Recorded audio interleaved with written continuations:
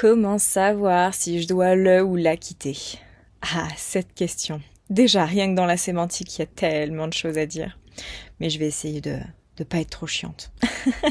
Je dois. Et savoir? J'en parlerai peut-être. Cette question, je l'ai eue vraiment beaucoup de fois avec mes clientes et déjà pas mal de fois dans mon programme Vivre éveillé. Je vais te donner ici une réflexion un peu comme un guide construit comme je le ferais en fait en séance si tu venais avec cette question-là, pour pouvoir trouver ta propre réponse. Ce qui est à mentionner déjà, c'est un peu le contexte dans lequel on se situe à l'heure actuelle. J'enregistre cet épisode à la toute fin de 2023, on aperçoit 2024. Et en fait, on est un peu à cheval entre une génération où on va jusqu'au bout, encore, malgré tout, même si moi j'ai 31 ans, ça c'est plus la génération de mes grands-parents, où il n'y avait pas le choix, mais nos parents sont quand même encore pas mal imprégnés de ça. Le fait de rester, c'est quelqu'un qui a des valeurs, et cette philosophie-là va plus dans le sens de répondre à des normes extérieures que de se questionner véritablement à l'intérieur sur ce qui va être le meilleur pour nous. Et en simultané, on est très stimulé par ce côté consommation. Il va y avoir les apps de rencontres qui en soi ne sont ni bien ni mal, mais on voit le côté adopte un mec qui va aller dans ce sens de la consommation, où en fait on veut se détacher des valeurs du passé pour créer quelque chose de nouveau qui pour le coup va plus dans le sens de l'écoute de l'individu, va plus dans le sens de la liberté, mais qui va pouvoir aussi avoir tendance à vite passer. Voilà, il y a des difficultés, on va pas se questionner sur relever le défi ou pas, qu'est-ce qu'on pourra en faire, comment on peut transformer ça, c'est ok. Ça répond aussi un peu à cette idée, comment dire, romantique n'est pas le bon mot, mais je pense que dans le langage populaire, c'est celui qu'on va employer, qui est de ce romantisme comme quoi si c'est la bonne personne, il n'y a pas de problème. C'est le coup de foudre, dès le premier coup tu sais que c'est la bonne et tout roule toujours. Donc on va avoir un peu ces deux polarités-là, ces deux tendances-là.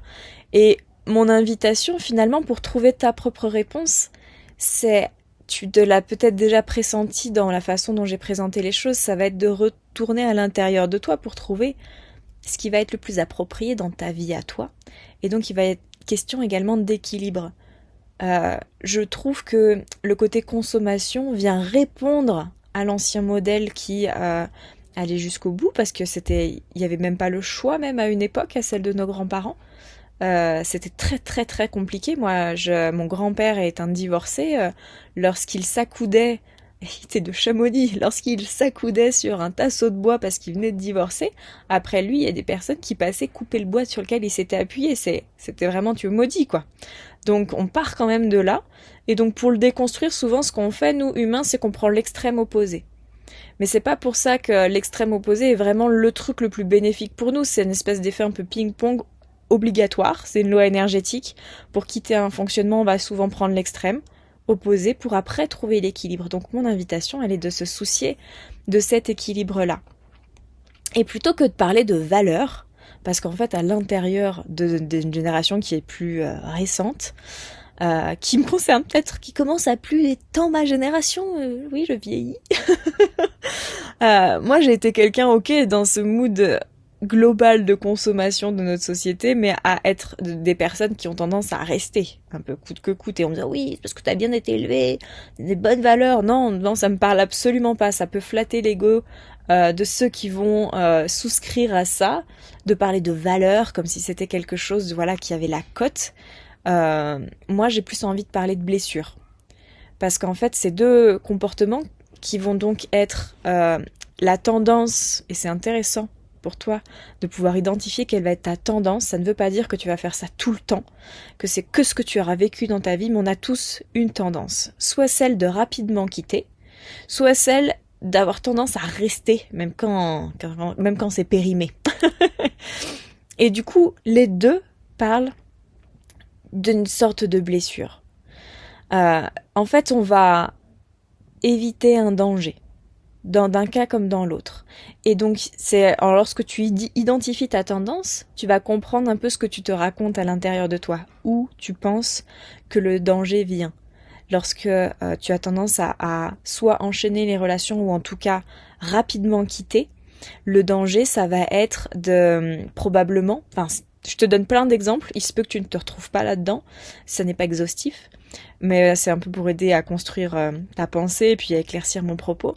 Il se peut que tu penses que si tu es avec un homme en relation, que l'homme au fond est dangereux.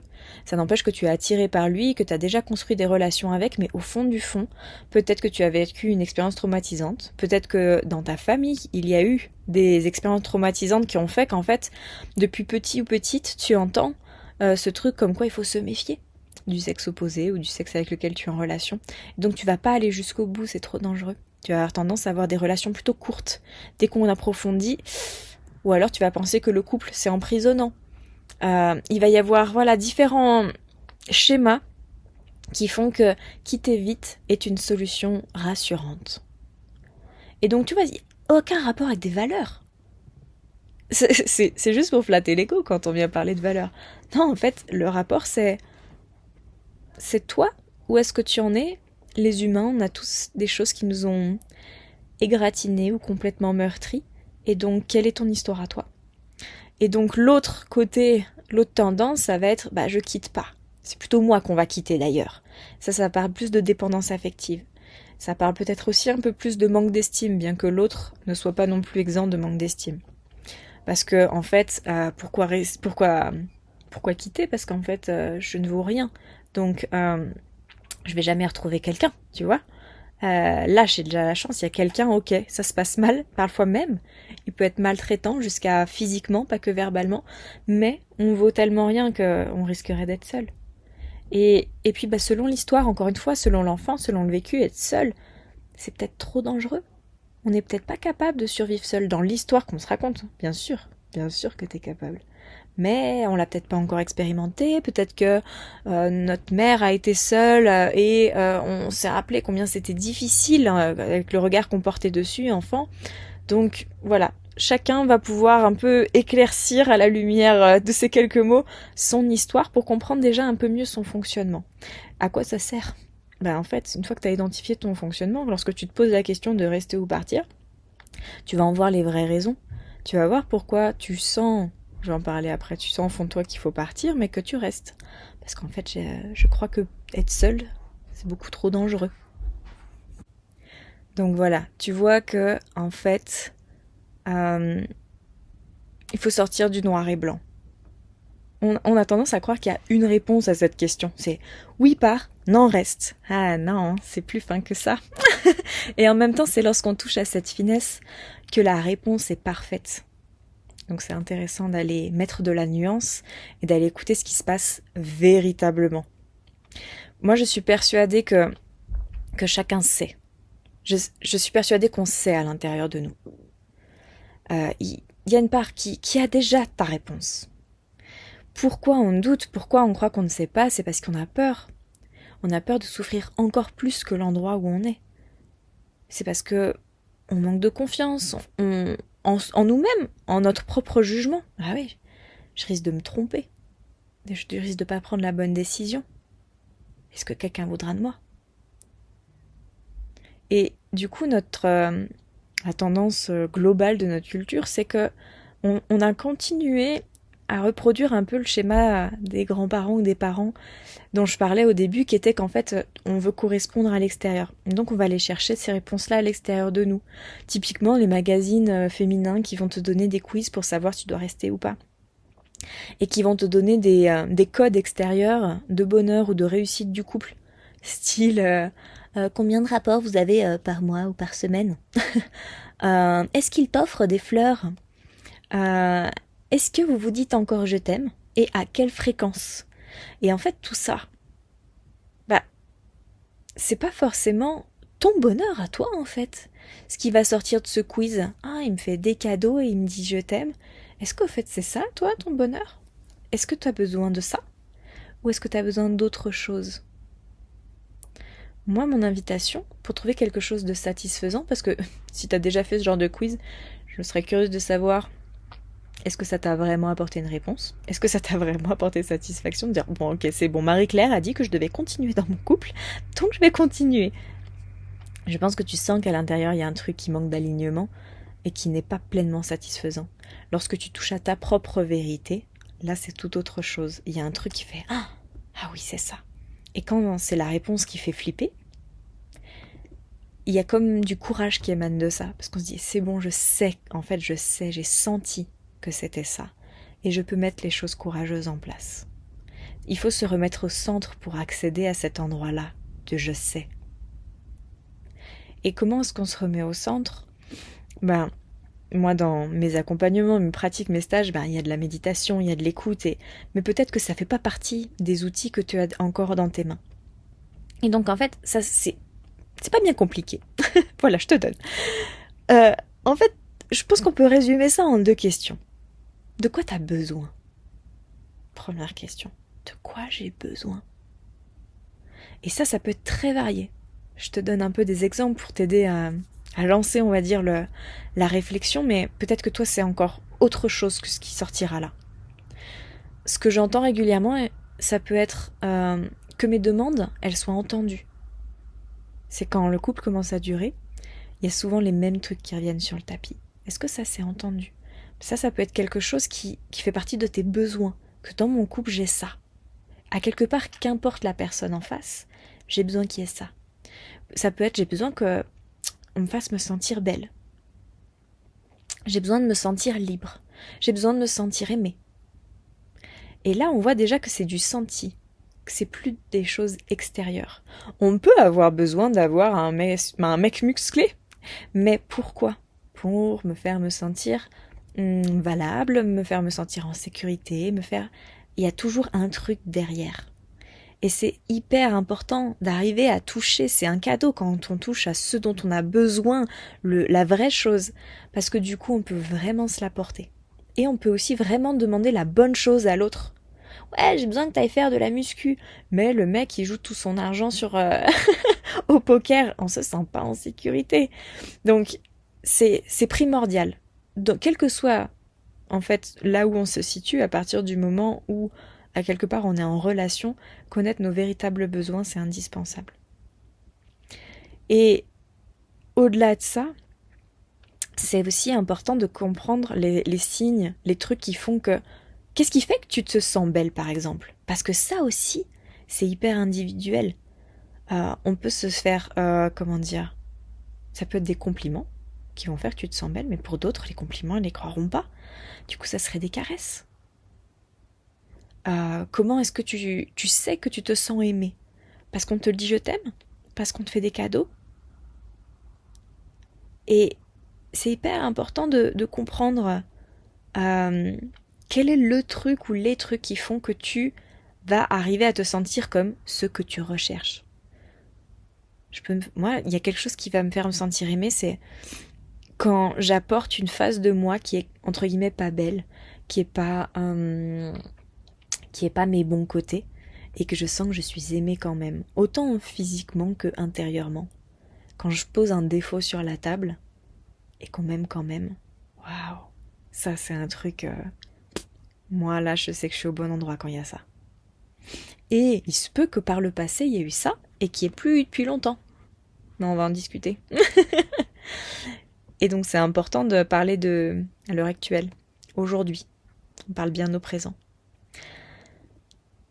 Voilà, pour chaque besoin, bien creuser. Pour ta sécurité, tu as besoin d'avoir quelqu'un qui gagne beaucoup d'argent, ou en fait toi tu fais partie du genre de personne qui a besoin que lorsque tu dis non, j'ai pas envie de faire l'amour, c'est respecté et qu'on te fasse vraiment te sentir à l'aise.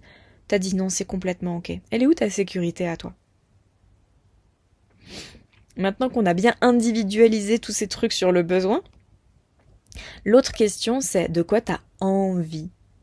Parce que les envies bougent. Peut-être que tu es rentré en relation avec des envies et que c'était tout parfait, que ça n'est plus le cas. Donc c'est important de se re-questionner, même régulièrement, sur c'est quoi tes envies au travers du couple, au travers de la relation. T'as envie de partager des voyages? T'as envie de recevoir et de donner des câlins, de l'amour? Toi, le couple, pour toi, c'est un endroit où on va faire des enfants? Ou au contraire, pas du tout? C'est quoi le truc qui te fait plaisir? Ça va être de faire du sport ensemble, de partager un boulot, des projets, ça va être de faire la fête, ça va être d'être femme de, homme de. C'est quoi ton truc à toi, sans jugement? C'est quoi sincèrement tes envies? Et ce qui est génial lorsqu'on est au clair avec ça et qu'on ne le juge pas, c'est que ça devient simple. Ton ou ta partenaire, t'as plus qu'à t'assurer qu'il soit en mesure de t'entendre, de recevoir ça. Attention, c'est pas la dictature, hein, ça veut pas dire ok, t'es pas en mesure de me donner tout ce que je veux, t'es pas la bonne personne, donc ciao. Non, mais est-ce qu'il est en mesure de t'entendre et de co-créer avec toi quelque chose qui va dans ce sens-là? Parce qu'en fait, elle ou lui-même, c'est une personne qui a aussi des besoins et des envies, et donc vous devez vous rencontrer. Pour moi, le couple, c'est ça, c'est un endroit où on va se rencontrer et on essaye de co-créer quelque chose qui va être harmonieux et qui satisfasse au mieux les deux. Et il se peut que, en fait, il y a eu un temps où ça matchait bien là-dessus, et puis plus maintenant. Il se peut que tous les deux vous soyez rentrés complètement aveugles sur vos envies et besoins et que vous répondiez à des stéréotypes qui étaient externes et qu'en fait maintenant ça suffise plus. Mais peut-être que vous êtes toujours les bonnes personnes pour avancer ensemble, mais qu'il faut une discussion, qu'il faut poser ça sur la table, qu'il faut de la clarté. Mais pour moi, la réponse à ta question, elle va se situer à l'endroit de est-ce qu'en fait c'est possible de s'aligner désormais sur ce que j'ai identifié être mes besoins, de qui je suis à l'heure actuelle, ou pas. Parce que au début, je pensais qu'une relation, en fait, c'était genre un truc immuable. Voilà, t'as trouvé la bonne personne, point barre. Et tu continues, comme ça, jusqu'à ce que mort s'en suive. Sauf qu'une relation, comme les humains, elle est en évolution constante. Toi, tu évolues, l'autre évolue. Lorsqu'il y a des personnes qui commencent un chemin spirituel et que le partenaire non, ça peut vachement déstabiliser. Bah ouais, mais toi t'as bougé beaucoup et l'autre pas encore. Est-ce que c'est obligé d'ailleurs qu'il fasse les mêmes choses que toi? C'est ça tes besoins et tes envies à toi? Ou en fait il y a un autre endroit qui est tellement nourri que tu peux bien avoir tes délires spirituels d'un côté et puis ben lui ses délires de sport à la télé de l'autre, tu vois? Ça dépend vraiment des personnes, il n'y a pas une réponse à cette question. C'est toi, ton propre ressenti. Et donc, si la réponse à ce il ou elle est en mesure de m'entendre, de co-créer avec moi cette relation, cette à quelque part un peu nouvelle relation, cette évolution, cette relation 2.0, est-ce qu'il est en mesure de m'entendre et d'essayer de créer ça, ce nouveau paradigme? Oui. Alors, comment est-ce que tu te sens? Est-ce que tu es en joie avec ça? Est-ce que c'est suffisant? Oui, non. Et là, tu vas voir, la réponse est assez évidente en fait. Elle va peut-être demander du courage. Attention, hein. Rester est aussi courageux que partir, ça dépend vraiment. Rester, c'est connu, c'est le seul avantage. Partir, ça peut être 10 000 fois mieux, comme ça peut être vraiment pas confort. Mais peut-être bien que selon ce qu'on vit, mieux vaut un inconfort inconnu et un potentiel grand bonheur qu'une tyrannie connue. À toi de sentir. Et si la réponse c'est non, de quoi t'as besoin pour avoir le courage de passer le cap, de te séparer, de t'ouvrir à une autre relation ou de t'ouvrir à un temps rien que pour toi, face à toi-même? C'est important aussi d'arriver à identifier ça. Peut-être que tu vas avoir besoin de soutien de tes proches, soutien amical, un soutien financier. Tu peux avoir besoin de toutes sortes de choses, d'une formation, d'un logement, de quoi tu as besoin pour te sentir ce courage-là. Et une fois que tu as identifié ça, en fait, entre guillemets, t'as plus qu'à réclamer. Souvent, dans le milieu du développement personnel, on devrait s'auto-suffire. Genre, tu te sens pas en sécurité, mais trouve l'insécurité à l'intérieur de toi. Ouais. Bah vas-y, trouve-la. Trouve-la en 5 minutes. Moi, ça fait 15 ans que je suis là-dedans. Je peux te dire que pour faire semblant que j'avais trouvé, ça va assez rapide. Pour trouver réellement, ça demande du travail, ça demande du temps, ça demande beaucoup de sincérité. Et là, potentiellement, il y a un peu urgence si tu te poses cette question-là. Donc on va peut-être faire autrement. On va peut-être oser faire preuve de vulnérabilité et réclamer. Alors ça peut être autant à l'univers qu'autant à des choses concrètes. Hein. Je réclame ce soutien financier, amical, de tout ordre, selon ce que tu as identifié. Ça peut aussi être à tes proches, à tes amis, et ça peut aussi être à des pros. Toutes sortes de pros, des thérapeutes comme moi, comme un conseiller en finance, en immobilier, en n'importe quoi. Un notaire. On est on peut interagir, nous les humains, on a le droit. Et il n'y a pas de honte à ça.